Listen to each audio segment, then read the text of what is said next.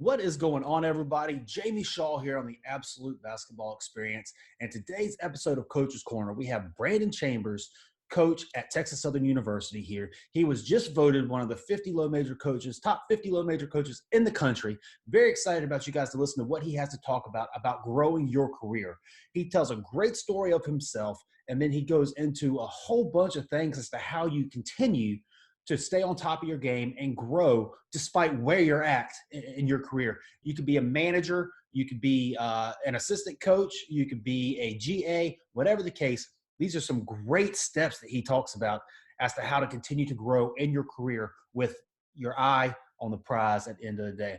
Really good stuff. If you would please, before we get into it, go ahead and subscribe to this channel. If you would, mash the like button, like this video. Leave us in the comments below what topics you would like to hear from coming up in the Coach's Corner stuff. We're very excited to have interaction with you, the viewer. We want to hear from you what you want to hear about. So leave some topics in the comments below. And if you enjoy what Brandon has to say, be sure to share it across your platforms as well. But without further ado, here's Brandon Chambers on the Absolute Basketball Experience, Coach's Corner. Thank you very much. Cool. What's going on, everybody? Jamie Shaw here, Absolute Basketball Coach's Corner. We do this every Tuesday, Wednesday, and Thursday of every week, and I really appreciate you guys showing up and coming on. We're going to have some that continue to come on as this thing gets going, but I want to go ahead and get started. Today, we have Brandon Chambers, assistant coach at Texas Southern University, to come in. Very excited about his talk and his topic. I'm very excited about what he's going to talk about. I've known Brandon for a few years now, and he's a young up-and-comer within the industry. Most recently, before Texas Southern, he was at Nevada working with Coach Muss, kind of the operations there, getting everything done. And before that, he was at Paul VI on the high school side, and then some D3 jobs and everything coming through. Attended VCU.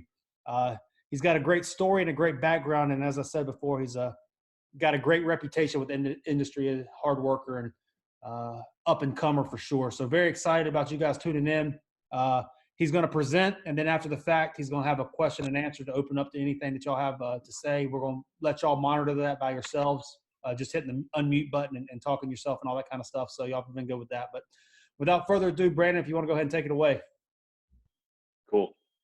Thanks, man. Let me get dialed up here. Can you guys see my screen? Just want to make sure I'm – Yes. Perfect. And just for the purpose of this presentation, Jamie, do I have anyone on the back side of me? No, just you. This is all you, and you can go as long as you want to, as long as it's still striving forward. So, cool. Yeah, and if anyone has a question, please do not hesitate to reach out either after this presentation or as I'm talking. My biggest thing is, and I've talked about this a few times, is I told myself when I was a student manager and getting into the basketball world, I saw the struggles that I had, and I said, hey, if I can ever give back and help influence people through their career, I absolutely will. So I always give my number out. I always give my email out, and I'm an open book. There's a metaphor that I like to use. It was popularized by Isaac Newton, and it's standing on the shoulders of giants. And what that means is essentially there's people that help you along the way that get you to where you want to go. And I can't say enough great things about the people, the relationships that I've had in my career, and people that have helped me get to where I want to get to. And so I always said to myself, if I'm ever in an opportunity to help people, I absolutely will. Like I said, I'm an open book. My phone is always on. So please don't ever hesitate to reach out, even if it's a piece of advice that I can give. Maybe it's a career decision, or could be, hey, should I work for an AAU team? Should I work camps, clinics? What are the benefits? That kind of deal. And real quick too, you guys I respect the hell out of you guys just for being here and continuing to learn and develop. Obviously, we're in uneasy and uncharted territory with the coronavirus, and I appreciate Jamie asking me to come on, and anything that I can provide, any value during this time to get us off the situation that's going on, I absolutely will. So I appreciate you, Jamie. Jamie and I met, about 10 years ago And I think he's one of the best in the business. I think if there's a player in that region, in the North Carolina, South Carolina, Virginia, or, I mean, you name it, in that region, shit, he probably even goes national now. I mean, I just watching from afar, getting a chance to know him when I was living in Virginia and recruiting as a Division III coach. He does things at a elite level and a high class level. So the fact that you guys are tied in here as well is also an indicator of, you guys being good people and trying to do things the right way and learn and grow and develop. And I can't say enough about that either. I would encourage you to keep that mindset throughout your career and continue to try to jump on with guys like Jamie, or, get involved in camps, whatever it might be, because Jamie's obviously been doing it for a number of years and he knows people, and those people could potentially help you throughout your career.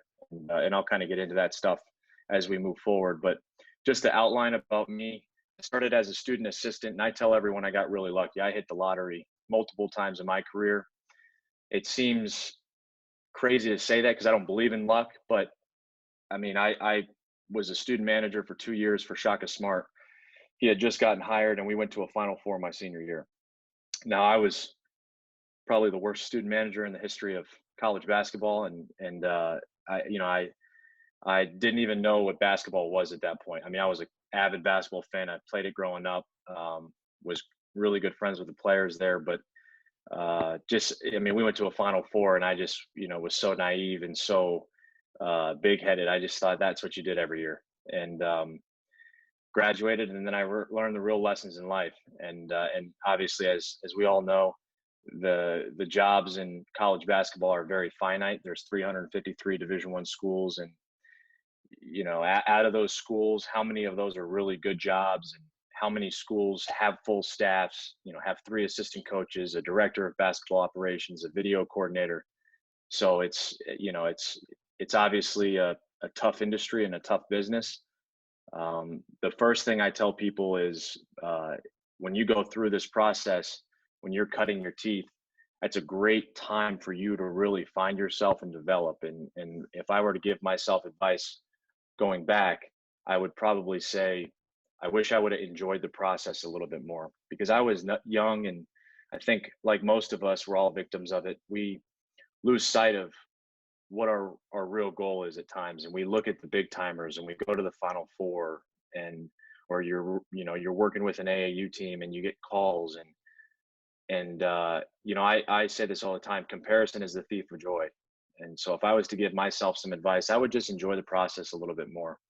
um, it was a rough road for me at certain points, but I was able to meet guys like Jamie through the process, and really get connected with some good people. And in reflecting back on it, the 10 years, it flies by like that. I just wish I could have maybe reflected a little bit more during those time periods, and just kind of soaked it all in. So moving forward in my career, I was a Division III coach for 4 years. I went to Misericordia University. That's where guys like Mike Rhodes jumped in and helped me. So I graduated and didn't really have a whole lot of options. I learned the harsh reality of college basketball, and Mike Rhodes made a phone call to me of uh, of a guy that knew him, to a guy that knew him in his area, in his region.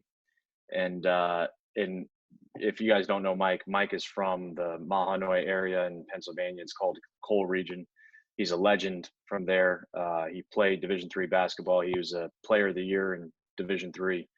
And so, being that there's a Division III school in that region, everyone knows Mike. And so he made a call to me, or for me, to someone that knew him, and I was able to get a D3 assistant spot.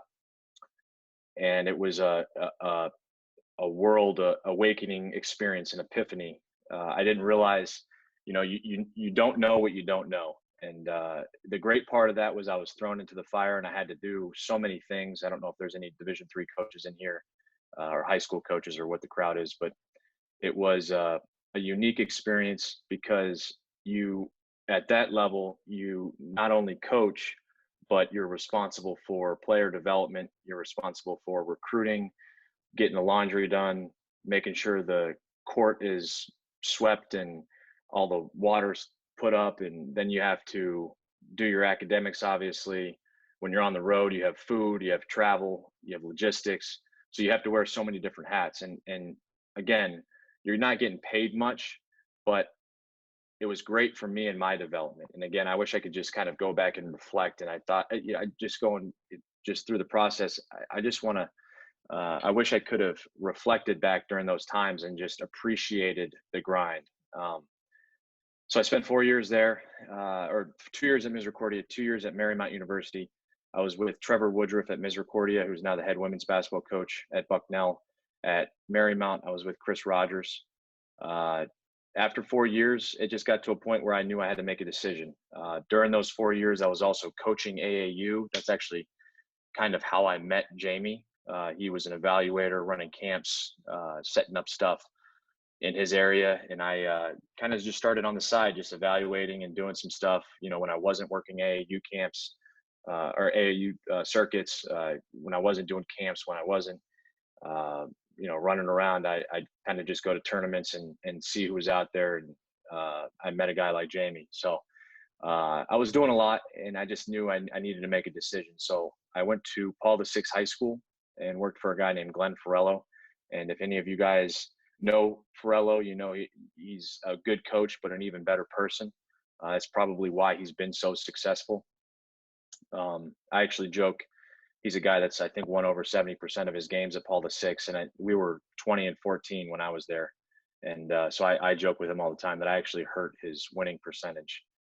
He just unbelievable coach, but even better person. And the reason why he's won so much is because he's a good person. We had 11 Division I players in that team, and we finished sixth in our conference, which just goes to show you the level of talent in that league. We had a McDonald's All-American, but none of that is possible without the person that Farello is. People are just attracted to him. They want to help him. Players want to play for him. So if you don't know him, I'd encourage you to reach out, because he's also an open book in helping people move forward in their career. And to be honest, a lot of what I know and do, I took from my mentors like Shaka, Trevor, Chris, but a lot of it kind of formulated with Glenn. His main mantra was share the game, and I took that with me throughout my career. He gave me that confidence and structure that I needed when I was very young, 24, 25 years old. And I can remember when he used to tell me share the game, I started a website and started a weekly email, and I would blast it out to every Division I, II, and III in the country. And it really was based off that mantra, just sharing a quote, sharing a play, whatever I could do to provide value for people. And I'll get into that point too, the providing value later on. But that was my main point, was just share the game. The game of basketball is such a cool deal in the totality of everything. It's such a unique game. It's obviously we're all passionate about it. We all have our reasons why we coach or reasons why we do what we do. And that all came together with Coach Farello. And by doing that, by sending out that weekly email, by trying to share the game, I actually started communicating every week with Eric Musselman at Nevada. And again, I was very young and naive. I didn't really know who Eric Musselman was. I knew he was a head coach of an NBA team. I didn't know he was a head coach of two NBA teams. And again, this is Nevada that his first year taking over for David Carter. It's not the Nevada that everyone probably knows today, but halfway through the year, I just worked up the courage to ask him, Coach, hey, if you ever have a volunteer position on your staff or paid position, I'd love to take you up on it. And he hit me back right away and said, hey, we might have some turnover. You never know what happens in our business. Keep in touch. And about a month before the Final Four, he said that they were going to have some turnover, and said, hey, we'd like to hire you. Next thing I know, day after the Final Four, I'm in a car driving out to Reno, Nevada, a state I'd never been to, in a city I couldn't point out on a map. Most of my friends in the 3 years that I lived there, they thought Reno was right next to Vegas, and it's actually opposite sides of the state. And so I was in a car for 40 hours and scared out of my mind. But Coach Farello, again, was big time for me. When I told him about the opportunity, he was great for me because he gave me that confidence. He just told me, he said, hey, you got to take the job. And if it doesn't work out, you always have a spot here. And I'll talk about that point as well later on. Just having a head coach that believes in you and really wants to help you in your development. Um, there's certain guys I know that they almost want to hoard talent. If you're a great assistant coach or you're great at your job, they want to keep you there because we are in a wins and losses business. And Farella was the opposite. He took pride in his coaching tree. He took pride in the guys that he was able to help out and move on. And so I just would encourage you guys, and I'll get more into that later on, but I just would encourage you guys to really try to find your champion, try to find someone you believe in, and a person that can help you get to where you want to get to, but also not only help you, but does help you. Um, I think we all know coaches that, it's, like I worked for a guy like Shaka Smart. Shaka Smart has, I think, 6 or 7 guys in Division I that are Division I head coaches. And I know he takes a lot of pride in that. All those guys that have worked for him, he's helped groom to those positions. And that's a lot more than a lot of other coaches. And so I would just encourage you guys to find your champion and find head coaches that believe in you and want to help you grow and develop. After a year at Nevada, I got moved up to director of basketball operations. I was in that spot for 2 more years. During the summers of my first year and second year and third year, I was elevated to an assistant coach, and it was a good time for me because I got to show what I could do. And we were fortunate. There were some guys on the team that I had either played or I had either coached or had relationships with, and I was able to prove my worth there. And another point I'll get into later on in this presentation is you never know who is watching. And so during those times when I was elevated and I was able to show the things I was able to do, like having relationships with guys like Jamie and Ty White, who runs Team Loaded in North Carolina, getting the Martin twins, having a relationship with Coach Honoree at Potomac High School, which is, I could probably see the high school from my house in Northern Virginia, and getting a guy like Trey Porter, uh, signing a kid like Vincent Lee, who played for me at Paul VI and with Team Takeover. Corey Henson played at DeMatha High School, played in the league that I coached in at Paul VI, having a relationship with him and Mike Jones. So again, you never know who is watching, and you never know how those relationships will pay off. And I'll get into that as well. Specifically, as I was doing that, Coach Johnny Jones was one of our assistants my second year at Nevada. And he and I developed a great relationship. He's a mentor of mine, someone I rely on, not just about basketball, but about life. And he taught me so much on and off the court. He was someone I could go to. And I told him, I said, from day one, I just wanted him to be transparent and honest. Obviously, he's coached longer than I've been alive. And I wanted him to call me out if he saw anything that needed to be adjusted and changed, but also, let me know if I'm doing something right. And, and that transparency, that having that synchronized mentor mentee relationship was great for me. And it paid off because when Coach Musselman got the job at Arkansas, he offered to take me with him. And, for me, I wanted to be an assistant coach. And, so he went to Arkansas, and I decided to try to look elsewhere, because I just knew if I go with him, I'm probably not going to be an assistant. It's in the SEC. Obviously the money's pretty good, but I just knew for my development, I probably needed to spread my wings and branch out and try to be an assistant. And I got really fortunate and lucky with jumping on with a guy like Johnny Jones. Just some pointers and things that if I can help any of you guys with anything, just the 3 things I would probably tell you to do. If you take anything from this presentation, most people that call me, I basically echo these 3 things. It's just stuff that I've learned through this process. How you do anything is how you do everything. And I really believe that, and when I was a Division III coach, I thought that, doing the laundry was the difference between winning a championship. Making sure the court was ready to go for practice was the difference of winning a championship. It could be the difference of getting a job. And so I would encourage all of you, I understand we're all victims of human nature in a lot of ways. And by that, what I mean is again, you look at the outside, right? You see all these big timers, you know, you're not making money, you're working 4 jobs. Just focus on what you can control.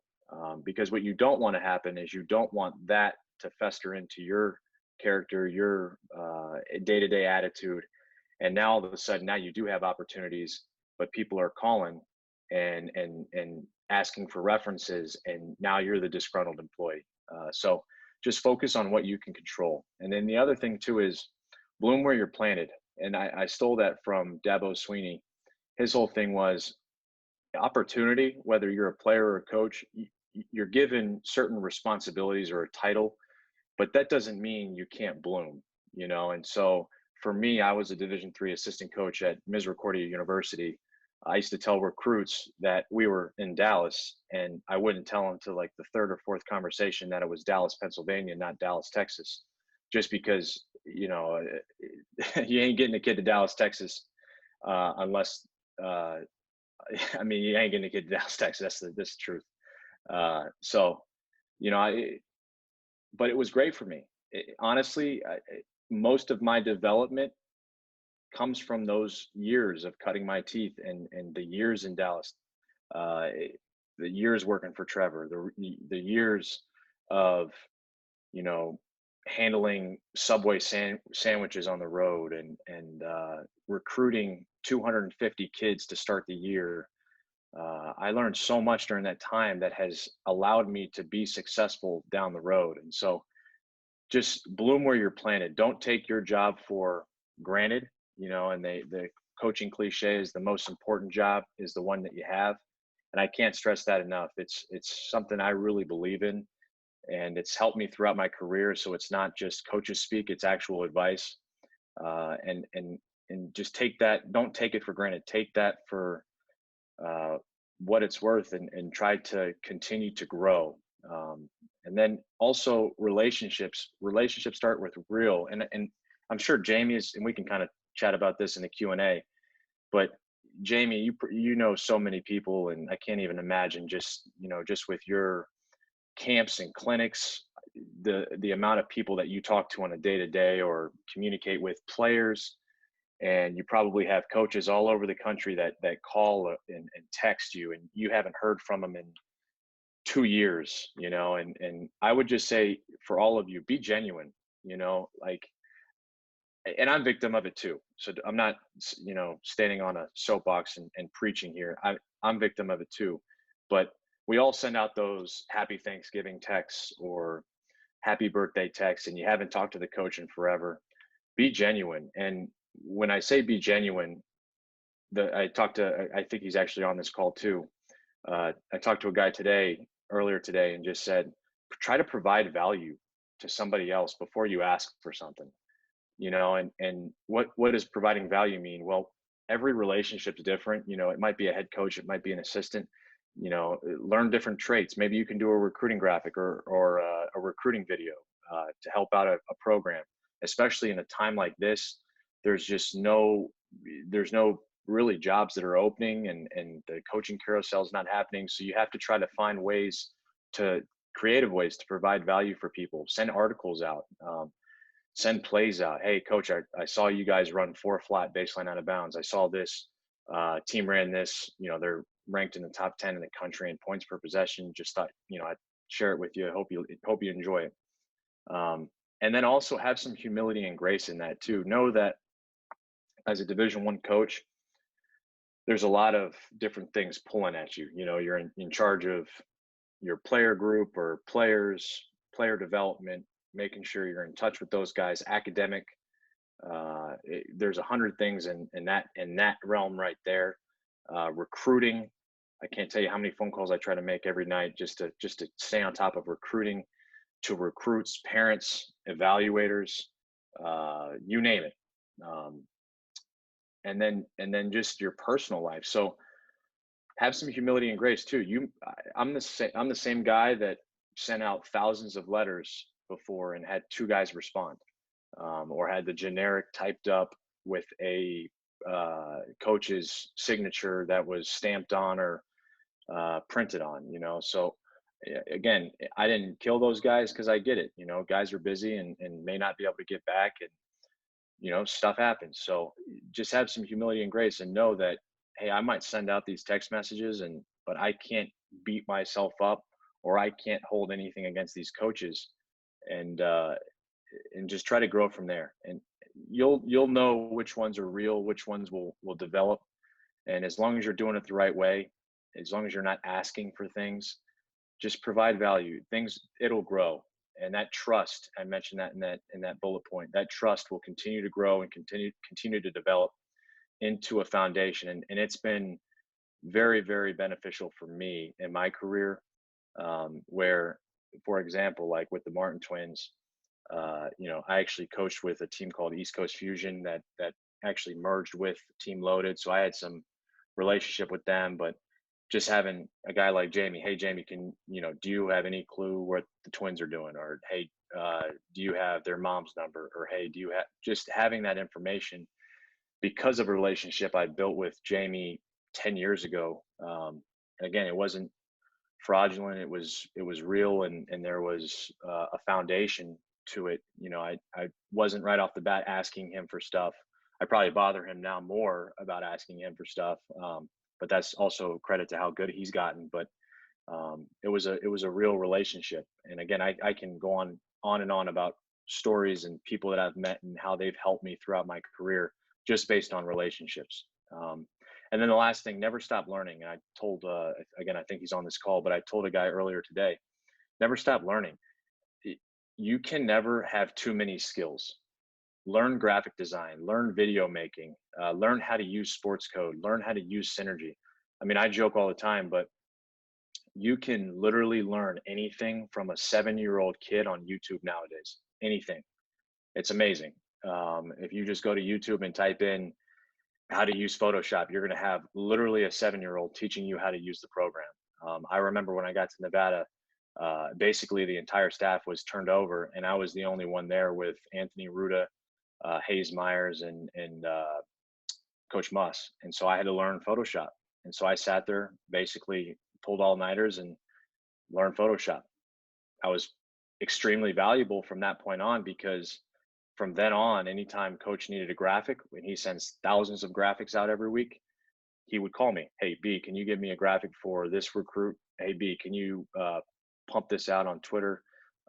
Hey, B, do you mind, our marketing department needs something done. Do you mind doing it? I was valuable, and that paid off. It paid dividends, and the relationship then with my head coach grew. So for anyone in here, please try to always be a lifelong learner. Try to always add to your toolbox, add to your repertoire. Never turn down an opportunity to learn and grow and develop. And obviously, like I said earlier, you guys are all in here, and so you guys are obviously eager and interested in growing and learning. And then one of my favorite quotes is the Mark Twain one: "The man who does not read good books has no advantage over the man who can't read them." I'm an avid reader. I try to read every day for an hour. I know some people read more, some people read less. Some people say they don't have time for reading. You make time for the things that are important to you. So, and if any of you guys need any book advice, or if you want something on coaching, something on leadership, I just went today and just bought Atomic Habits, so don't hesitate to reach out. I love reading. If you guys have any great articles, great books, please share them with me. Because for me, I know there's so much wisdom and knowledge built through our history of mankind through books that we just fail to take in. And it's actually a sad thing, because we think that education stops when you finish your high school or finish college, and it doesn't. You've got to be a lifelong learner. You have to take ownership of your wisdom and knowledge, and a lot of that is as easy as going and buying a $5 book off Amazon, or going to Target, or whatever it might be, and getting a book. And it can be as easy as going to the personal development section. I know for me, leadership is so intriguing, and obviously as I grow older, I want to learn and know more about it. So I go there, and I just try to find different books that it could be in any avenue. business, something unrelated, football, track and field. So yeah, I just would encourage all of you, try to be avid readers. And the other point to that too is I'm also big into articles. I read The Athletic every day. Try to find different nuggets. I stole that from Coach Musselman. He would leave the office every day and have a stack of papers. You're talking about 150 to 200 pages every day, and he would read every morning on his elliptical for 2 hours, and he would sit there and highlight, take notes. When he tweets stuff out, like that's legitimately stuff he's read, and he would come in the morning. Anything that said tweet, he would want her to tweet it out. Anything that said Nevada Way, that was a booklet we put together. We put it in a booklet. And you're talking about in over 3 years, you're talking about 2,000 pages worth of coaching nuggets. And the great thing of that too, and I would encourage all of you to do this, is journal and keep notes. Anything you like, put it in a place that you can find it. Because for us, we would go back and we would look at that stuff and we would use those nuggets with our team. It could be a leadership thing, it could be a team chemistry thing, it could be a drill, it could be an activity, and we would use it with our guys. So I would encourage you guys all to do that and start that process now, and just find a way to systemize it and make it work for you. And then also too, if you hear of anything, if you see things, like obviously you guys are in this clinic, hopefully I provide value, but I know there's, like, Buzz Williams spoke this morning and I was taking notes on it. Actually, my brother's one of Buzz's staff members at Texas A&M. He's sending me the video, and I wanted to go back through and watch it again. Um, Always be a continuous learner. Try to acquire knowledge and information. And then kind of diving into the points just real quick, because I do want to get to some Q&A, and I think there's a lot of value there. How you do anything is how you do everything. So again, the point of bloom where you're planted, and you never know who's watching. Master your role. Know what your role is. Know exactly what your job title is. What's important for your head coach, and how does that help you in the program? I tell people all the time, the easiest way to move up is on your own staff. And again, the funny thing with everything is I'm a victim of this too. We're all a victim of human nature, but you always look for that next step. I think as people, we naturally look towards that next step, but we forget that that next step is going to call our current step, right? So we forget at times that you have to do the best job that you can with where you're at. So bloom where you're planted, know your role, know your title, always grow, and do things in an elite way, because you just never know who is watching. And I have some stories for you guys, but just some key pointers on that. Again, I'm a big quotes guy. Show me a man who cannot be bothered with the little things, and I'll show you a man who cannot be trusted to do the big things. And again, as you start to do those little things and you're doing them elite ways, and you're getting better, and maybe you're being innovative, maybe it's, hey coach, hey, I saw we're doing this, what do you think about doing it this way? And you start to master your roles, right? Well, now you start getting more and more responsibility. It might grow from being a GA and you're in charge of sending the mail outs. Well, now you're in charge of doing the graphics and sending the mail outs. Now you're in charge of the recruiting database. Now you're in charge of making sure you're corresponding with guys like Jamie Shaw, AAU coaches in the area, Ty White, the team takeover guys in DC, and Boo Williams. And you're corresponding with those people and just keeping them posted on how their guys are doing, or what camps you might have coming up. And that grows, the more that you gain trust of your current staff. And that can go also to the outside world. If you're a player development guy, and that reputation, it will start to grow, and people will say, man, that guy does a really good job training players. We've got some guys that need some extra work. Let's send them over his way. And then your reputation grows, and people start to notice you. So don't ever take that don't ever take that for granted. That could be a powerful competitive advantage for yourself in your career. And I can't stress that enough, because I had to learn the hard way. I was a victim of myself. And when I left VCU, I'm coming off a Final Four, and just lost sight of a lot of things, and that respect and that reputation is earned. It's not given. And I had to go back to the basics, and that's something that I really hung my hat on. And then just some personal stories. I told you guys about some of the recruiting stuff that I was fortunate with at Nevada. Um, I have a kid here at Texas Southern uh, that I had met through the transfer process. He was leaving Miami of Ohio. His name's Mike Weathers. He averaged 17 and a half points per game as a freshman at Miami of Ohio. Was leaving with his twin brother Marcus Weathers, who's at Duquesne.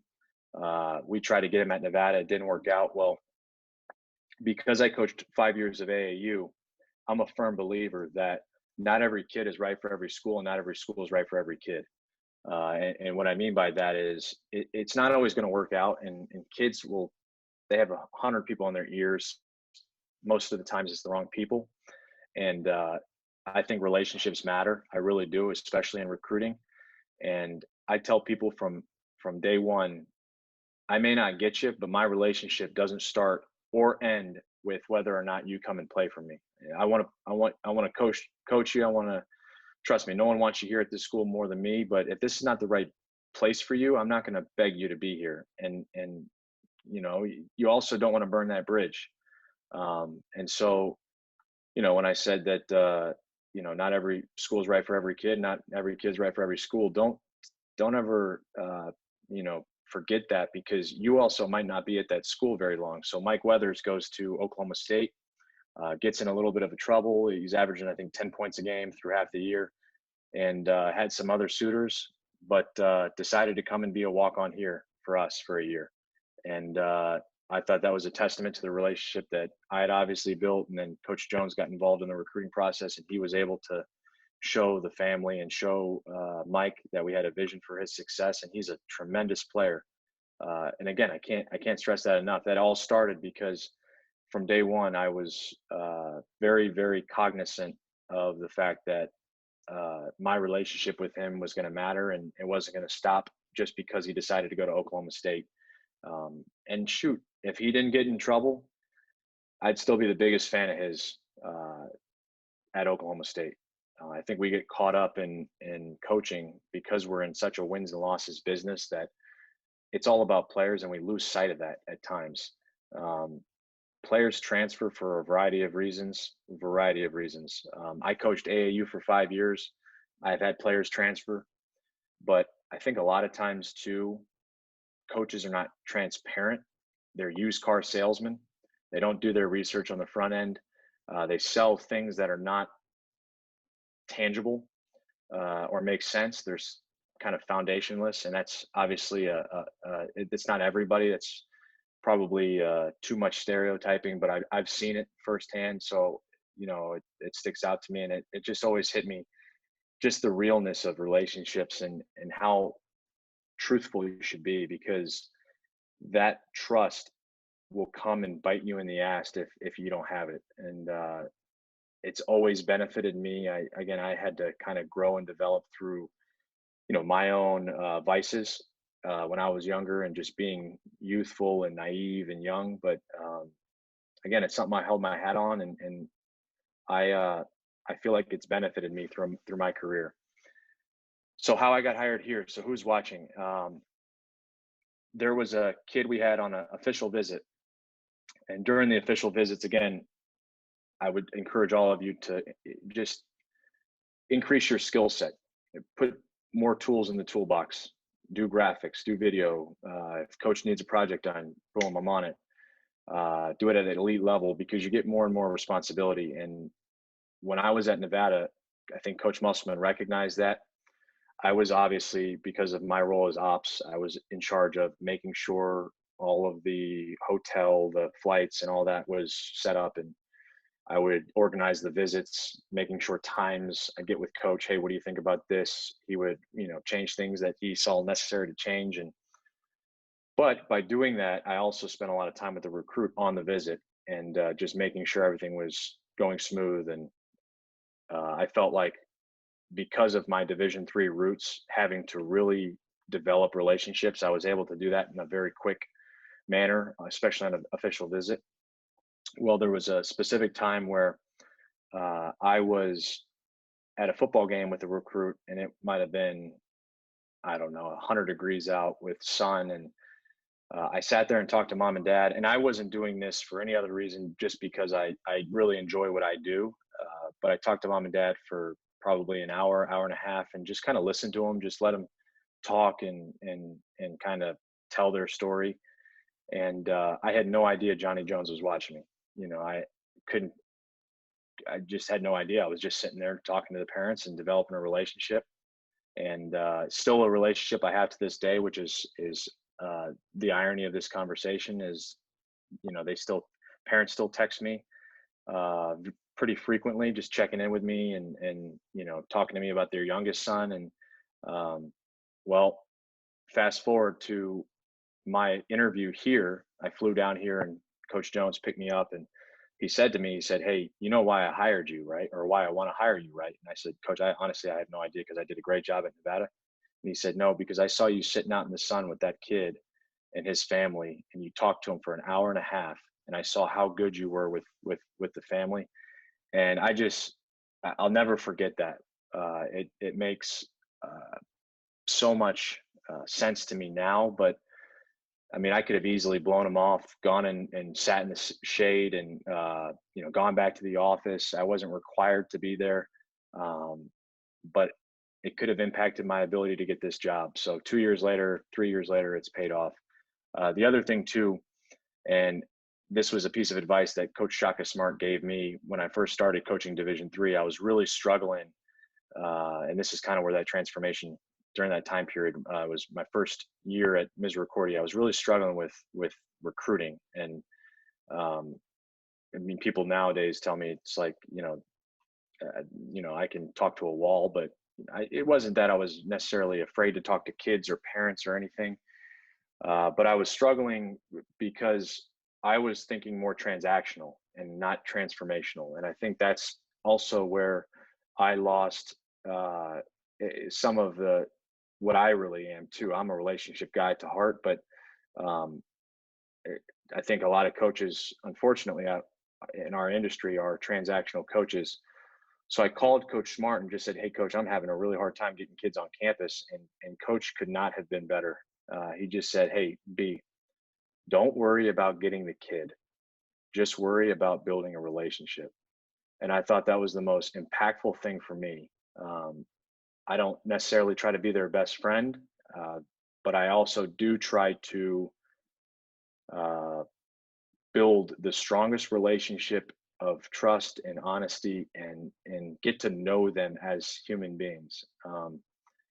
And then for whatever reason, and it could just be I got better at my job, but coach gave me that advice, and the rest is history. I was able to obviously have a lot of success and get involved with a lot of things, but I applied that to every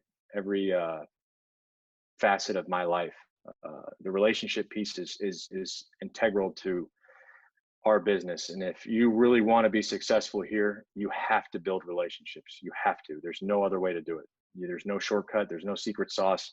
You have to build relationships. And then just some of the stuff, kind of getting into relationships.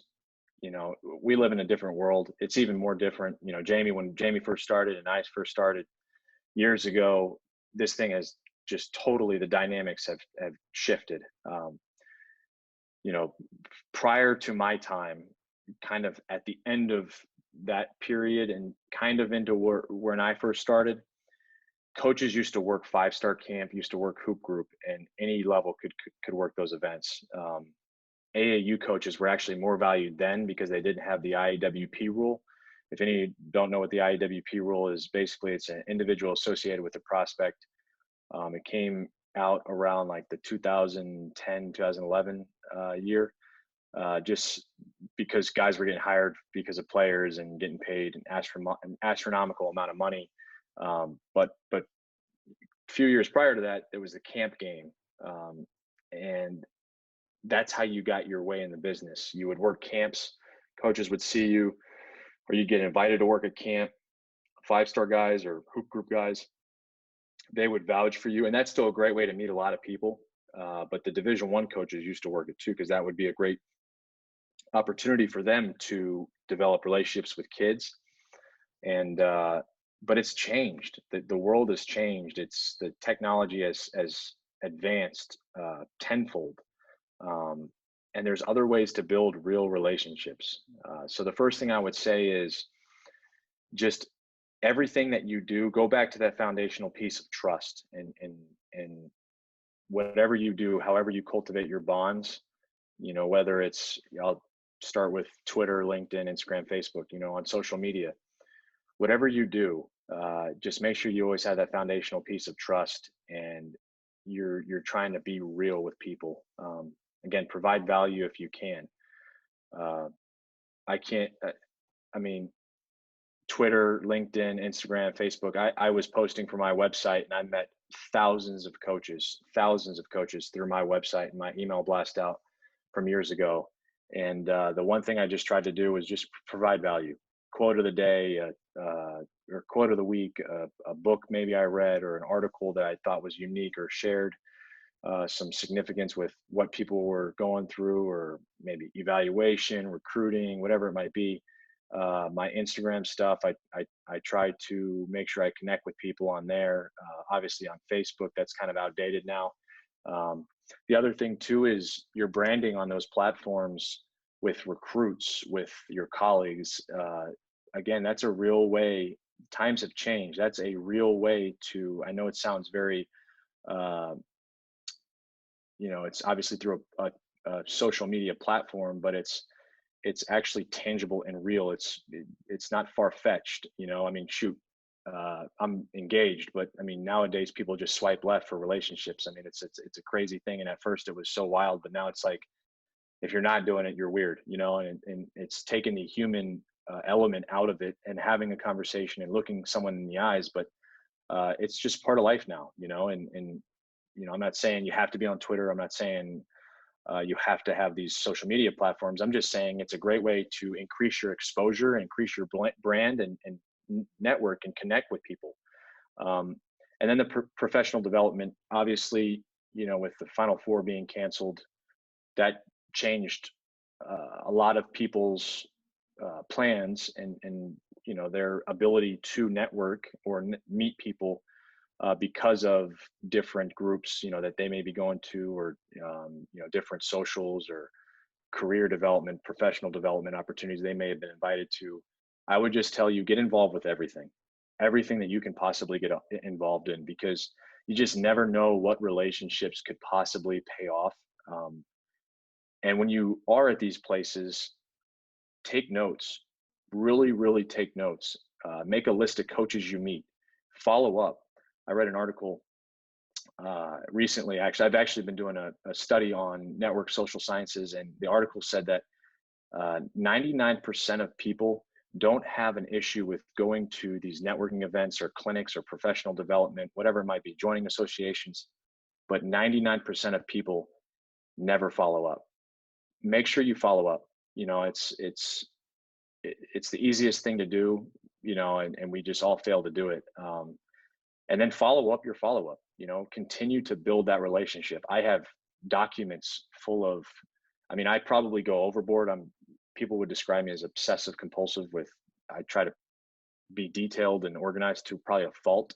But I think that the organization will hopefully alleviate a lot of stress down the road. But I try to, make sure I have my, 50 people I want to touch base with every month, no matter what. My mentors, people I respect in the business, and I have a checklist for that. And obviously, the closer you are with people, they'll be reaching out to you as well. So there's a natural conversation that would happen. But follow up with those people and start to build that foundation. Again, they may never respond, but you just never know. And the other thing on here I didn't write was, I didn't type up, and I'm kind of beating myself up over it, because I found a lot of value, is write letters. We've lost this value of writing letters. I mean, back in the day, that was the thing to do. But I'll tell you about a relationship I just built. Was 3 years ago, I was listening to a podcast on coaching you. I listen to a lot of podcasts as well. A lot of times it's when I'm driving in to work in the morning. And so I was driving into work at University of Nevada, and had about a 35-minute drive. So I'm listening to a podcast and I turned this one on, and I don't know this guy at all. I couldn't tell you even where the school was. And I was blown away. I was like, man, he's elite. Like, just his thought process is elite. And found out he was a big reader. So I wrote him a note. And sure enough, about a week later, he texted me. We stayed in touch. Hey, coach, what are you reading? I just read this book. Hope all's well. And there's absolutely times where I wouldn't get a response back. But I get it. He's a head coach. He's doing his thing. I'm obviously doing my thing. There's times where I'm not great with my phone. So, I wasn't going to beat myself up over it. But a couple of years goes by. I meet him at the Final Four, say hello to him. He was speaking at an event. A couple of weeks ago, I do a Zoom webinar and just about leadership. And I had him on, and our relationship has flourished, obviously, over the years. They actually called me last year. They had a spot open on their staff, but just didn't work out because I'd already accepted this job and I was loyal to Coach Jones. But 2 weeks ago, he's on this thing, and he sends me the nicest text message afterwards. And we get in this really genuine conversation a couple of weeks ago about who I'm studying and what I'm reading. And turns out it's Bob Ritchie, and he's at Furman, and obviously he's had a tremendous amount of success. And that would have never happened had I not written a letter. So don't lose value. Don't lose the value. Don't lose sight of a handwritten note. I actually would think that there's more value in that. For me personally, maybe some coaches are different than a email, than a text message, because I know that you took the time to write the note. You took the time to put the address on, to obviously, whether it's put it in a postage deal or, and then find value. Like a handwritten note, most of the time, just from my experience, ain't gonna work. I wish I would have brought them home. I don't think I did, but I try to you know what I'll do? I'll pull it up on my computer. Can you guys see this? Yes. Yes, sir. Yes. Yes. Yes. Okay, so this is every time I read a book, this is a great way for you guys to meet and network with people. Every time I read a book, I have no idea if this is going to look. Here, let me try to pop it up over here. Perfect. I highlight. I'm just like everyone else. I take notes. I try to learn from every book. Well, I print this out and I laminate it and I send it in my letter to whoever. It's a great way for, especially as you guys are probably avid readers. It's a great way to meet people. It's, hey, coach, just read this book. Heard you were a reader. Hope you like it. Take care. Maybe include a note about your team or their team. Hey, also got the chance to see you play. Loved what you guys did sideline out late game, or loved the substitution that you made and the personnel lineup change that you made. And just include a personal, so you took time and you took you put some effort into it, because I do think that stuff, there's a competitive advantage in your career. And again, I do that for every book. I just finished Fred Factor, which is a great book by Mark Sanborn. I'd recommend you guys read it. It's kind of a cheesy book. Again, I have a book list of hundreds of books if you guys ever want a list. I know I'm getting off topic here, but again, if you guys read a book, go, take the notes and put it into a PDF and send it out. And try to provide value. If you guys find an article, that's great. Don't just keep it for yourself. Provide value for other people. And again, it's a great way. That's an easy thing to do, where you just send a text message. Hey, coach, just saw this. Thought it would be great for you guys. Let me know if you ever need anything else, or if you're ever in the area recruiting. That's a great way to meet people. It's great. It's an easy life hack to do, to meet people. And then the last thing is just never stop learning. The lifelong learner. Again, there's the quote from Mark Twain. I can't stress it enough, guys. Uh, Add to your development. I'm still trying to add things to my development. I'm still trying to get better. I'm still trying to increase my knowledge base and continue to be irreplaceable. Whether it's, now it's social media, now it's doing special videos, watching coaching clinics, and leaving, giving my head coach notes, whatever it might be. There's 100 ways you can continue to get better. I again, if you continue that, I can't stress enough, if you continue that process of a lifelong learner, you're going to get to the point in your career, in your job, where you're irreplaceable. And for me at Nevada, I if I would not have done that, I would not be where I am today. So I drove across the country. This is the last slide, and then we'll go into Q&A. So this is the last story too. So I drove across the country, and it was a volunteer position. I was fortunate when I was working at Marymount. I worked in the admissions office, and I was able to save some money up. I did the math. I thought I could make it work where I was living in Reno, but I just also knew I had to make it work. There's no ifs, ands, whats, or buts. At that point, I was, I think, 26, maybe 25, 26. And just looking at hiring trends in the business, I knew it was a pivotal point in my career.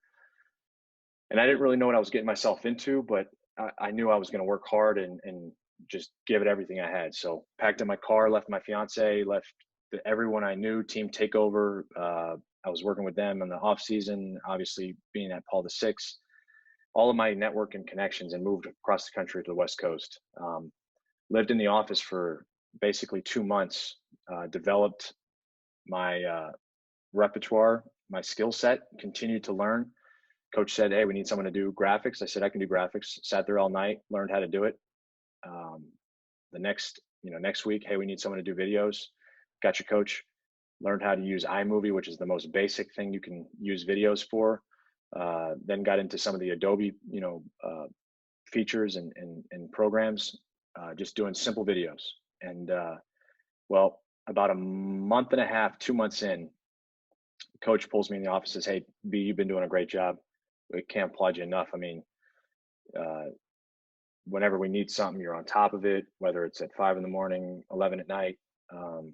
We're going to start paying you. We're going to start paying you $500 a month." And I mean, I thought I was hitting the lottery, just because, I was eating ramen noodle soup, peanut butter and jelly. I mean, you guys know the deal. Obviously, it's no secret, and I'm not unique to anybody, but about a month passes, and coach calls me in his office again. He said, "Hey, B, I can't thank you enough.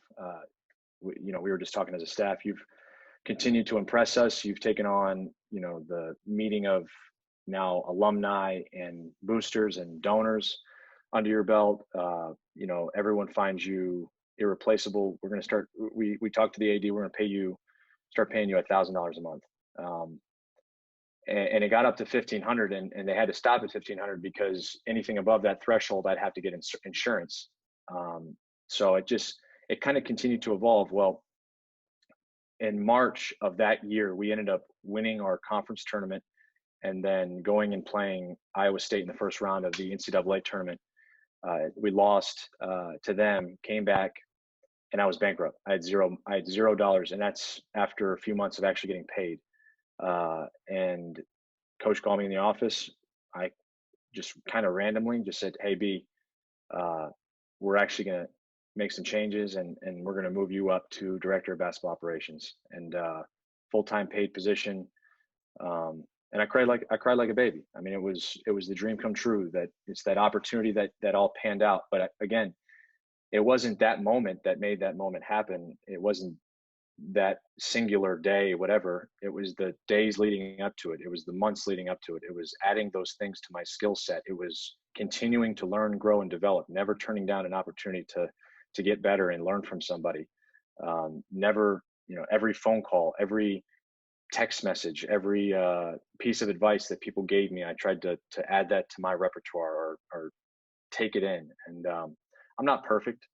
I'm not perfect at all. I'm probably a little too opinionated, pretty blunt with my opinions, and can talk a little bit too much, but it's a part of a growing and learning process throughout my life, and hopefully I'll continue to develop and get better, and opportunities will keep coming for me, and they will. And again, I'm not focused on the opportunities down the road. I'm focused on just being the best assistant coach that I can be for Coach Johnny Jones at Texas Southern, because I know if I ever have another opportunity, or if there ever does, something does happen, they're going to call Coach Jones. That's going to be their first phone call. So, um, it's you want to be have the foresight to be in tune with what success brings down the road, and what qualities, and where you need to come from. But you also need to have the understanding.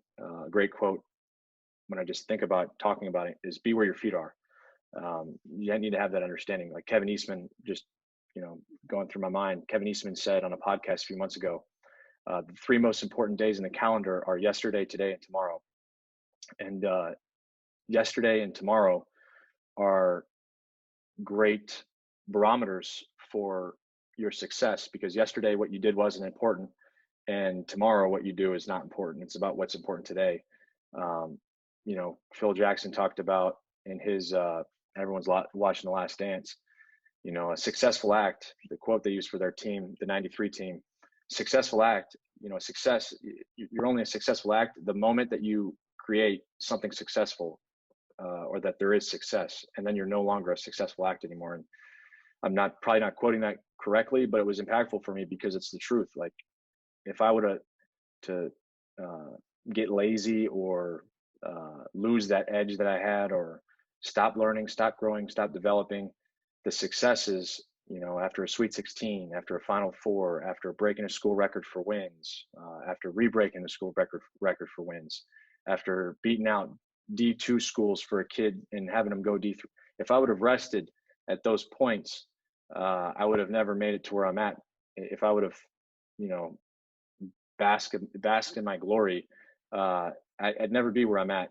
You have to take those things, love it, enjoy it, but then move on and continue to get better, continue to develop, and again, have that foresight to know what's important down the road, but also really take in the now, and focus on your current job, and doing the best job you can. And with that, this is the last slide, just some things that I think, just ideas, stories, I think are important. And I can kind of go through these very quickly, because I do want to be able to answer any questions for you guys. So the Pound the Rock story, it's a mantra. It's a short story about a stone cutter, and the nickname for it is the Stone Cutter's Creed. If you look it up, the San Antonio Spurs have this sitting outside their locker room, or in their arena, their practice facility. And essentially, you guys can read it on the screen as I'm describing it.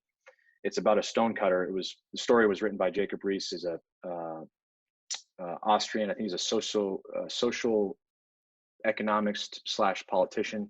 I could be wrong there, but he wrote about this.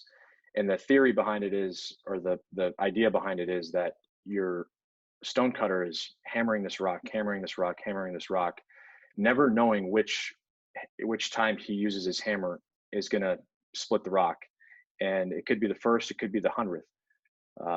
But you also have to take in consideration, the longer that you go, the more tired that you get, the more tired that the stone cutter, the stone hammer gets through the process. And obviously, if it happens on the first try, if you look at that in a picture of your career, those are guys get lucky. Those are guys that have last names. Those are guys that played high major basketball, whatever it might be. There's 100 reasons why people have an easier path, right?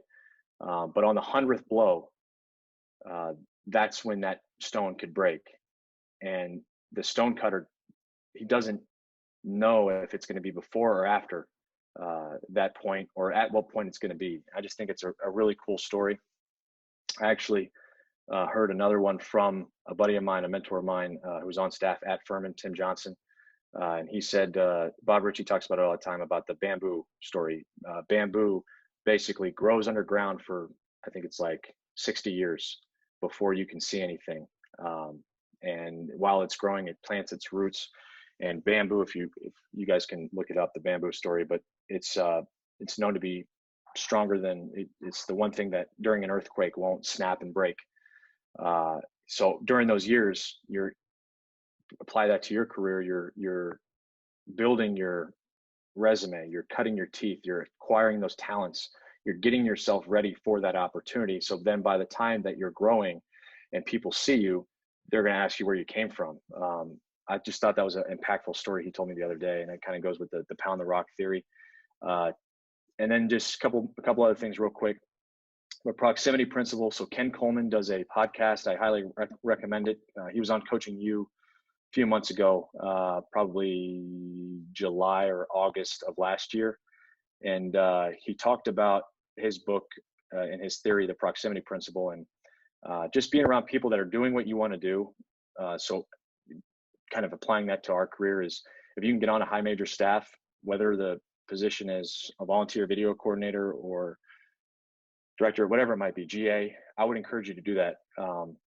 Because again, the easiest way to move up is on your current staff, and you want to be around people doing things that you want to do in the places that it happens, and that increases your probability of becoming successful, of acquiring that success. And it doesn't guarantee you the success. That was the whole thing that I found unique. It just gives you the opportunity. It's the price of admission to be around success. And so his whole thing was in his career, he took a leap of faith and joined a team where he took a lesser of a role, basically, I think, writing for a well-known business and culture guru. And his whole thing was, hey, I just wanted to see it on the rocket ship. If I can get on the rocket ship, I can show what I'm worth. I can show my value. And through this process, I can continue to grow and develop, and people will notice me. And sure enough, now he's the guru. And so that's also another podcast and book I would recommend checking out. And then the Harvard study, and this is something we've all heard, but it's the longest study, psychological / socioeconomic study that's been going on in the United States. It's a 79-year-old study that is done at Harvard, and essentially we've all heard it. It's been said different ways, but 95% of your professional success is based on who you're spending time with, and that's directly impacted by your network and people that you're around. If you study hiring trends, obviously people that know people or people that are networked to people, they're the first choices for a lot of positions, whether that's right, wrong, or indifferent. It's just the truth of everything. And the other thing too, the last point I'll make, in my study of social sciences, the networking effect of everything, there's a great book called Friend of a Friend. I'd highly recommend it. And there's some interesting perspective there. Some scientists and sociologists kind of get together and they kind of develop it's more of an art than it is a science. As you guys all know, networking is an art. It's not really a science, but they try to put some quantifiable numbers to networking and value, tangible stuff to networking. And one of the things they found, which I thought was so unique, is because it's the truth. I think human nature is that when we talk about networking, we think about meeting new people, but networking is not necessarily meeting new people. It's your ability in your own network to regrow or rekindle those relationships that are dormant or weak. And so they go into this philosophy of dormant and weak ties.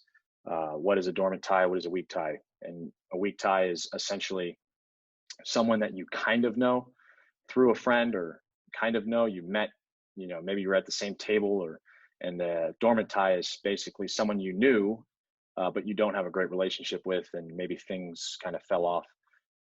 But the numbers show that there's actually more value in a dormant and weak tie versus a new tie, because the relationship's already been built, and there's that, awkward, a lot of times that awkward introduction and introductory phase, that honeymoon phase through meeting a new person and networking. And those are not really there because you've already been through that. A lot of times you're connected to them on social media platforms, and you're already in tune with what they're doing and how they are, and all the successes they've had. And so it's a great book. I'd recommend looking into it. Um, and again, if I can ever give anyone value or provide any advice through this process, my cell phone number is 804-787-4288. Again, that's 804-787-4288. My email was on the start. If any of you guys want these slides, I have no problem sharing. Again, I can't stress it enough. Those things that I just went over are things that I learned through my career, through this process of development and growth for me. And hopefully, I wish all of you guys the best. Jamie, I'd like to open it up for some Q&A and maybe just kind of chop it up. Yeah, sure. So I have a question here to start off with from Darius Stokes. He asked, what was the biggest challenge first year as a Division I assistant coach? The biggest challenge as a first-year Division I assistant coach? Well, that's a good question. So I don't know how much you guys know about Texas Southern. Essentially, Texas Southern is a HBCU. We're one of the largest HBCUs in the country. I think NC Central might be the largest. So that in itself, there was some obviously challenges there, which were perceived by me, which was so funny. I'm a white guy, obviously, and I'm going into an HBCU school, but it was awesome because there was so much pride in it. But I kind of was walking around like, man, these people think like I'm out of place or I'm like a unicorn or, but it was crazy because like after a year, it's like people ask me like, do you like notice it? I'm like, no, like it's college basketball. It's so weird, but it was so cool. It opened up my eyes to so many different things because of how their education here is taught different. I learned so much of our heritage, like our human, like mankind is just changed. Like they just totally change it in history books, which is so wrong. Like I read about, or I learned about through one of our guys, the Tulsa race massacre. And I'd never heard of that, but it was such a powerful, and obviously I'm a white guy. I was born overseas in Italy, but I've lived everywhere. My dad was military, and it was this experience for me it was almost eye-opening in that regard. There was obviously a little bit of kind of getting to feel it out phase, but it was so powerful for me. And then the last point of that real quick. So that was the biggest thing. But the last point of that too is that there's so much pride at HBCUs. I wish they got more attention because I walked around Reno. I walked around the West Coast with a Nevada logo on my chest, and it was what it was. But here, there's so much pride. There's so much love for the school. I get stopped all the time in Houston just to talk about basketball, just to talk about the school. So that was probably the biggest thing. It was also too just getting used to a new head coach. I think when you're around a head coach for 3 years, like I was, you think like him, you talk like him, your terminology, your verbiage, and just getting to know a new system and doing things the way that they like to do them. Eric Musselman and Johnny Jones could not be any more different in their communication styles, their day-to-day life. It's so different, and there's no right or wrong way. Shoot, Johnny's won over 300 games, and Coach Muss has obviously coached at every level. Coach Jones has had the number 1 overall pick, coached at the high major level, won more banners and championships that I'll probably ever win in my life. But it's same with Muss. It's like there's 100 ways to do it. That's the beauty of our basketball community and our careers. There's so many ways to do it, but I had to learn a different way working for a new coach, and that was a challenge for me. Not necessarily a challenge, but an adjustment for me that I had to learn. That with Coach Musselman was texting you 700 times a day, and Coach Jones not necessarily 700 times a day, but he does want to be in the loop with everything and know how recruiting is going, know how academics is going, and so it just was a little bit of change in that, and obviously the day-to-day stuff is just a little bit different. Thanks, Coach. Appreciate it. Brandon, another one from Coach B. He asked, is it safe to say that being consistent with reaching out to coach is one of the keys to moving up in the business? I think you have to be very consistent. And also, again, I can't stress enough the point I made about being real and providing value. Like I had again, I talked to someone earlier today, but I told him about, providing value and finding ways to provide value. But I had a kid reach out to me maybe a month ago about, and the first thing he said is, "Do you guys have any GA spots?" And I just said, "Dude, I don't even know you. Like, I don't even know you, and I don't know anybody that you know. Um, so, provide value and try to build relationships, but you have to do it consistently.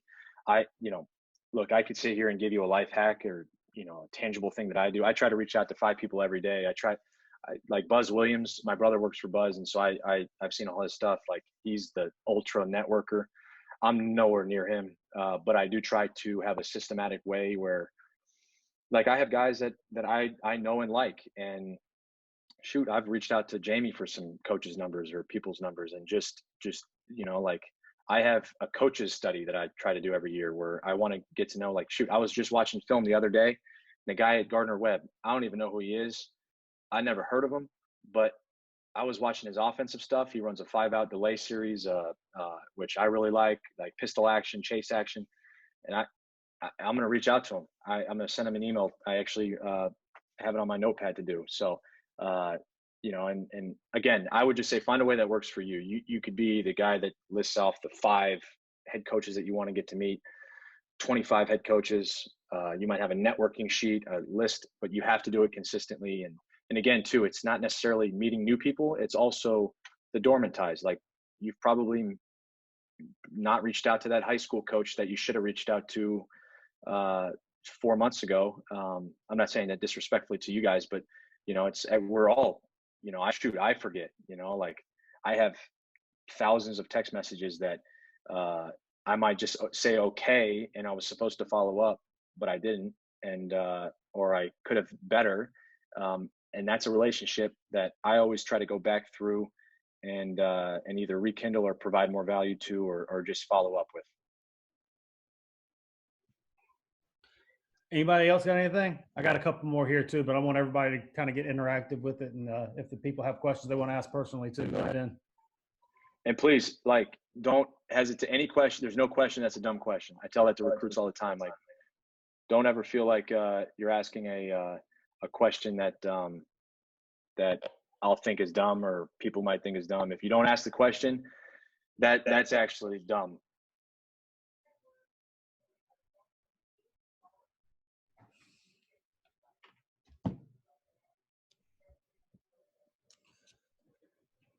From Darrell Robinson, he asked, what do you guys emphasize attitude-wise off the court, team rules, etc.? So team rules are different from place to place, depending on your situation, depending on your head coach, your culture, your guys. So I think he's asking specifically, like, what we want of our guys. We're no different than any other university. Like, on a Monday morning, none of us want to get a phone call. We always say that, you're representing Texas Southern. Everything that you do, everywhere that you go, especially in today's age. I mean, I was a little bit more fortunate that Facebook didn't get started till I was in high school, and but nowadays, I mean, a bad day could end your career. And so we stress that to our guys all the time. Coach Jones does a really good job talking about things that happen even day to day, things that happen in society. He brings that to guys' attention. It's our job as leaders and as coaches to constantly and consistently educate our players on that, because they just don't have the macro level understanding that we have of the world and of the things that happen in the world. We require our guys, like most other programs, to sit in the front row of class and be there 5 minutes beforehand. The definition of on time can be loosely perceived at times. So we are pretty adamant about that. It's just a level of respect. Coach Jones tells our guys all the time, the person that's at the front of the classroom is teaching a class, and they have a degree, a master's or a doctorate degree, teaching that subject matter. So obviously it's something that's very important to them. And by showing up late or not showing up at all, you're actually disrespecting them. So that's one of our team rules. Because the other thing too with that is, obviously if you're at the high school level, it's a little different, but academically it's a challenge. You have to have APR. There's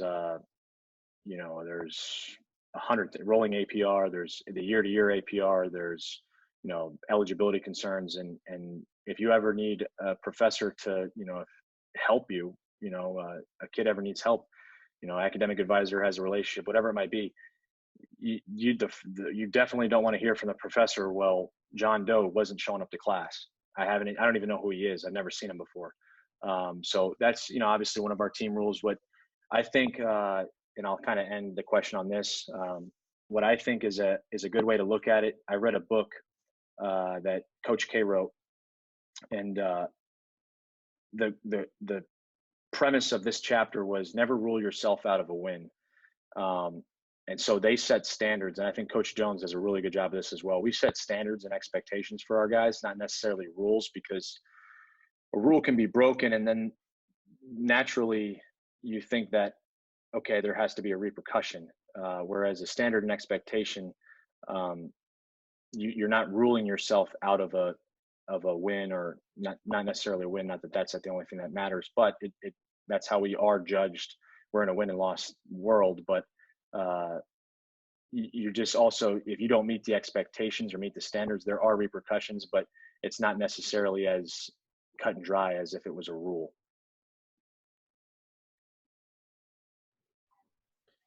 From Coach B, for the high schools on here, can you give us some advice on how to network to get a relationship with the college coaches? I get this a lot, and I was a high school coach. Obviously, people, and I think it's actually a negative way to look at it, or it's a bad way to look at it. But when I first started, they said you got to be around players. Well, I'll tell you this much: the colleges, they're recruiting the players. They're not recruiting you. So they might, shoot. I learned firsthand, when you have players, all of a sudden you have a lot of new best friends. But that doesn't necessarily matter, because I've seen really good coaches come from high schools that couldn't win and didn't have players.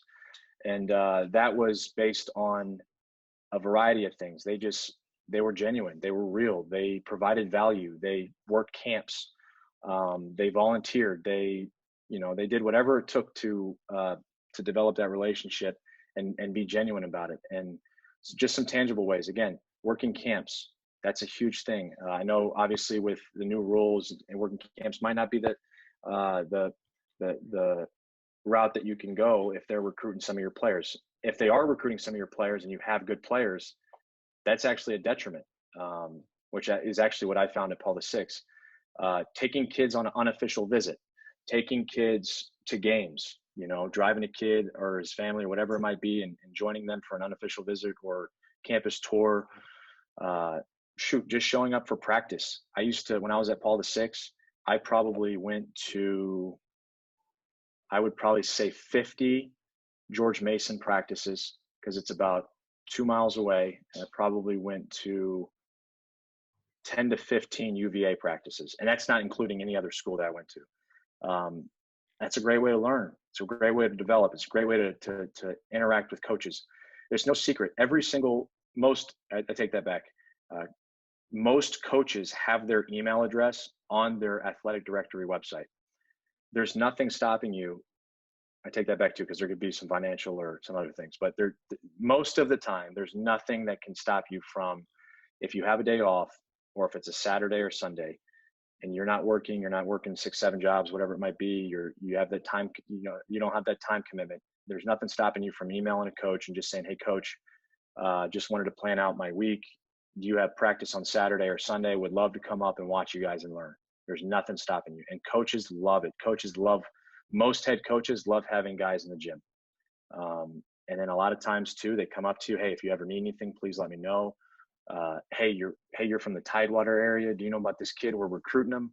A lot of times too, if I'm ever out, especially when I was at Paul VI, like if I knew Jamie knew somebody, I'd be texting with Jamie or whoever it might be, and I'd, be at a school and be like, yeah, so-and-so says hello, so I'm just connecting the dots, and trying to show that I have mutual friends. And,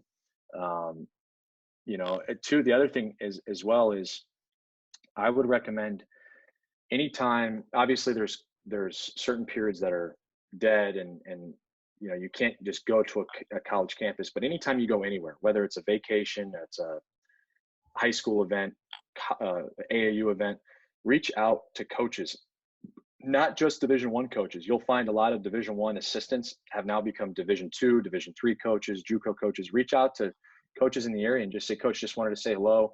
I'm in town. I'm on vacation for the week with my family. Just wanted to see if you can grab coffee.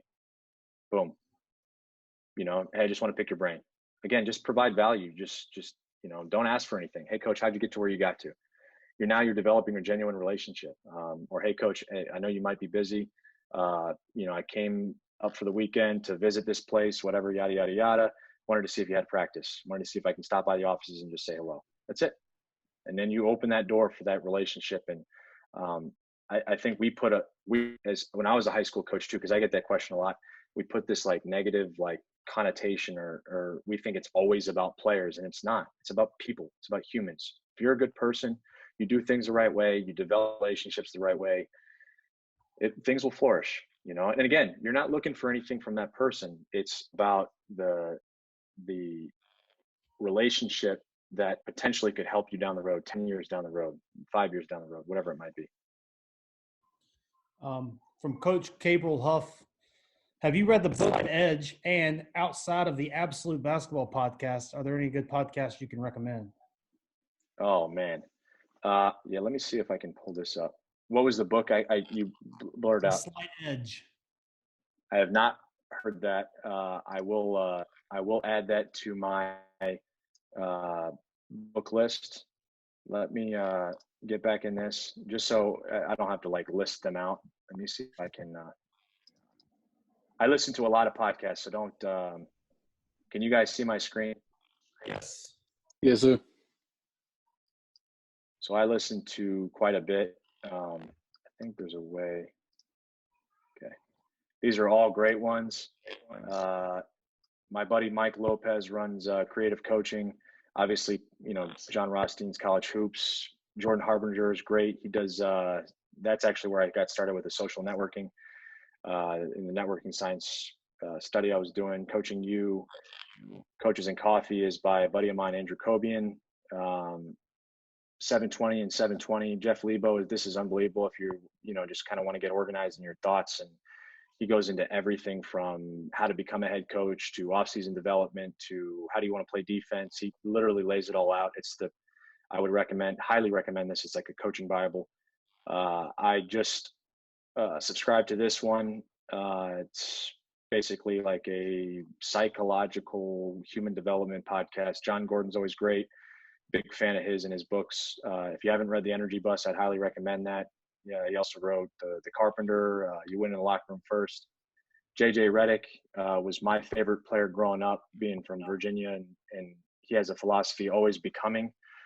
So he's constantly growing and developed in his career. I'd recommend listening to that. He's a big time learner. The conversations he has on there are very real. Life hacks. So anyways, I won't go through all of them, but you can see just some of the different things. My 403B was getting hammered, so I started learning about investing. I can't see you guys, but hopefully none of you guys laughed. But you can see the finance stuff. I just try to learn, like I go on a run. I don't listen to, I probably sound boring. My fiance hates it. I don't watch TV. I watch very, very little TV. She watches all her, her ratchet TV drama shows. I don't really, I'll sit there and, I hate saying that. And she just got back from a in-service appointment. She sells medical sales, but, I kind of listen to podcasts, read and watch film. When I go on a run, when I work out, I listen to a podcast, I read. So, hopefully, I don't know if that provides any value for you guys, but rather than just listing them off, for me, that's an easy way to kind of show you what I'm in tune with. Hopefully that helps. Hey, Coach, this is Coach Khalil. Thank you for the call earlier, too. I have two questions. One, what motivates you on a daily basis? And then my second question would be, how do you keep your players motivated throughout the long season? That's a great question. So for me, myself, just a little bit of background on me. when I was growing up, so, and I don't know how many people, I don't even know if Jamie knows this. I think he does. So my dad had ALS, and it was a tough deal for me. So I have three brothers and a sister. My older brother went off to college, and I became basically, with my mother, the primary caretaker for my dad. And backstory on my dad: he served 27 years in the military. Was a full bird colonel. Was on the generals list. I mean, honestly, he was a brigade commander in South Carolina, which means he ran Fort Jackson was where he was stationed. He actually ran the base, and he was built for success. Army Ranger,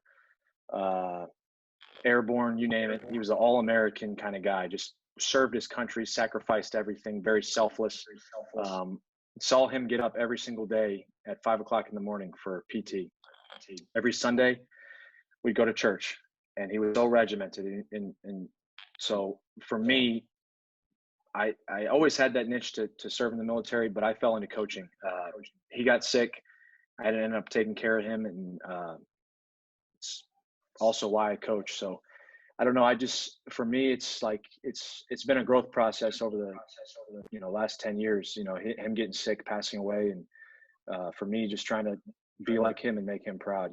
I think we all do it for a certain reason, but that's why I coach. That's what motivates me every day.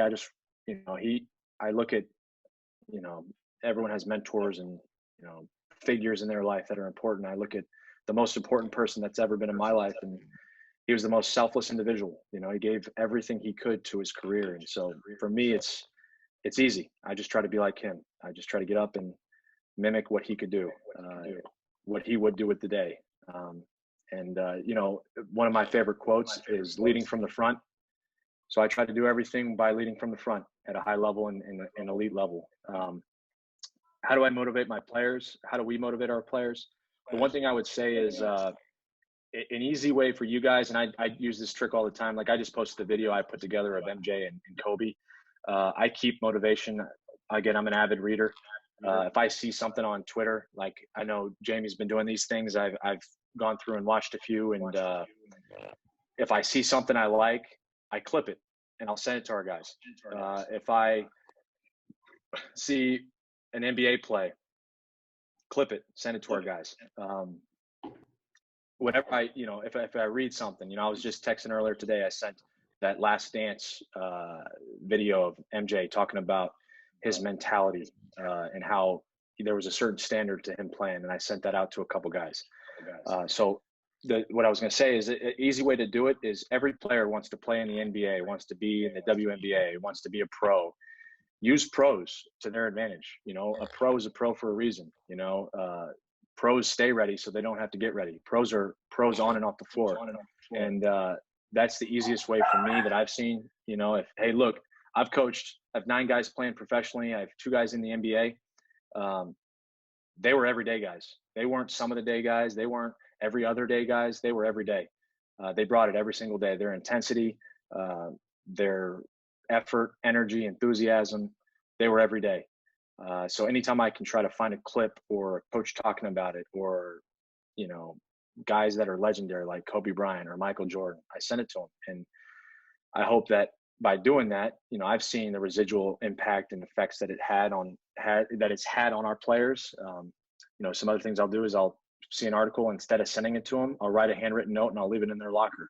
Obviously we can't do that right now, but that's another, unique way. I know some coaches do book reading programs, and so there's a variety of ways. That the thing that I saw the most impactful is most guys want to be pros, and the easiest way to be a pro is to act like a pro and do the things that pros do. Thank you, Coach. I appreciate it.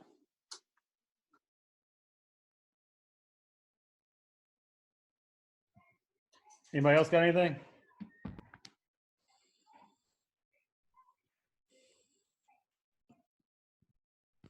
Good deal. Well, Brandon, that was awesome. I thought you dropped so many good in that thing. It was insightful and helpful. I have the feeling it's going to be something too that you're going to go back a couple times and pick up something different every time you watch it as well. So great stuff, man. I appreciate you coming on and sharing this. I appreciate you guys. And again, if you guys ever need anything, don't hesitate to reach out. Jamie, I can't thank you enough. I think the world of you, obviously. you know, everything that obviously you've done for me and everyone in this group chat. I can't tell you guys enough, man. You guys got to get on with guys like Jamie and try to help out with his camps. Do whatever you can to get connected, because I'd be surprised. There's not a school on the East Coast from JUCO, Division 1, 2, or 3. Jamie probably doesn't have the head coach's number or assistant's numbers, and shit, he's probably got 35 text messages of coaches asking him about players right now, especially in this time. So do everything you can to get connected with him and stay connected and stay healthy, stay safe during this time period. And whenever it lifts, if I can give you guys any motivation, get better. Let's get better from this thing and stay safe, stay healthy, try to pick up traits and grow from it as a group. Absolutely, Brandon. Thank you so much for the kind words too, as well. I remember the days of, years ago up in Virginia, events and sleeping on floors and going hotel to hotel and all that stuff has been, Hey, I'll tell you a real quick story about Jamie Shaw. So I saw one of the best AAU teams I'd ever seen. There was Dennis Smith and Bam Adebayo on a team. And I remember because there were some other good players at the tournament, and I was with a couple buddies of mine and Jamie, and Jamie was talking about Bam Adebayo and how good he was, and how he, like at the time, I think he had East Carolina was his only offer. And sure enough, like 2 months later, I think Duke, UNC, Kentucky all offered. So, yeah, it's so funny. I mean, we're like literally sitting on a hotel floor, but yeah, it's funny stuff, man. The world changes, man. We grow and develop, and it's a different deal nowadays. No question, man. No question. The NBA All-Stars are always easy to spot. Yeah, you don't tell people about the ones you got wrong. Yeah. But no, that was good stuff, man. I appreciate you coming on. Can't wait, guys. I know there was a couple questions. I had quite a few people come in and out throughout the entire thing, but we'll repost this on YouTube this weekend. Probably be Sunday. We do these every Tuesday, Wednesday, and Thursday. Tomorrow got canceled and will be postponed until next Thursday. So we'll be off till we're back next Tuesday. We'll have Frank Young from App State. Wednesdays to be determined. Thursday's going to be to Kentucky. So y'all go ahead and keep checking in. Make sure that you check this out this Sunday. It'll be up. And Brandon also left his contact information too. He's going to be a reliable source for many of you guys going forward. As you can see, just a wealth of knowledge and all that kind of stuff. So, feel free to check it out. Tell all your buddies about it. Get them all in here. Let's keep on rocking with this thing. It's been so far. But thank you, and we will see you guys next time.